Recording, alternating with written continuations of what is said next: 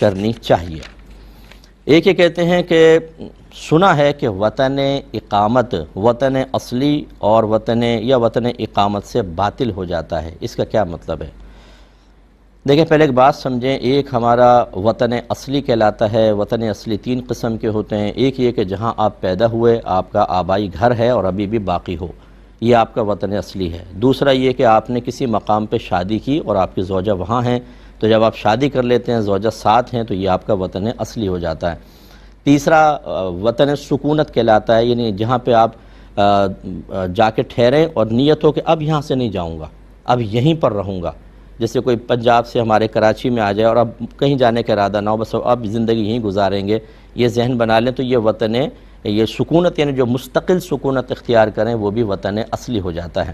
یہ 3 تو یاد رکھیں۔ ان کا حکم یہ ہوتا ہے کہ جیسے ان میں آپ داخل ہوں گے، چاہے 1 دن کے لیے داخل ہوں،